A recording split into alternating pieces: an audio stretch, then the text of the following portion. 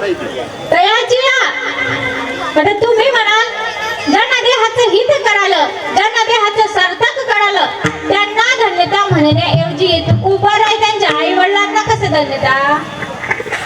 तर तुकोबर हे त्रिकालदर्शी होते. भूत भविष्य वर्तमान याचे ते जाणकार होते. त्यांना माहित होतं शुद्ध बीजापोटी फळे.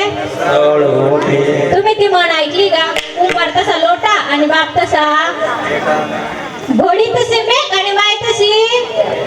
आई वडिलांचं आचरण सात्विक असल्याशिवाय, आई वडिलांचं आचरण सात्विक असल्याशिवाय संतती सात्विक होत.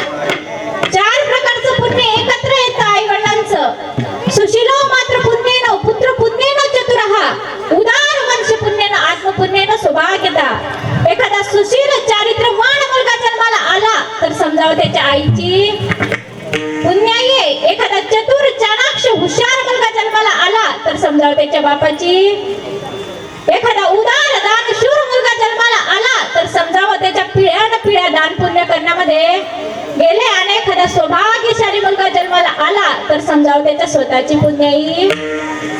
आणि याच्या उलट जर आईचा आणि वडिलांचा दोष असेल तर उन्माद मातृ दोषेन पुत्र दोषेन मूर्खता कृपेण वंश दोषेन आत्मदोषेन दरिद्रता. एखादा उन्माद म्हणजे आमच्या भाषेत म्हणजे पूर्ण वाया गेलेला असा मुलगा जन्माला आला तर समजावं त्याच्या आईची दोष आहे. एखादा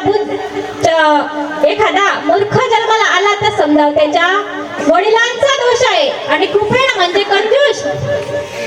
एखादा कंजूस मुलगा जन्माला आला तर समजावं त्याच्या पिढ्यामध्ये कोणीच भागवत पंगत घेतली, दान धर्म केला नाही. आणि दरिद्री जन्माला आला तर स्वतःच्या कर्माचा दोष. विठ्ठल विठ्ठल.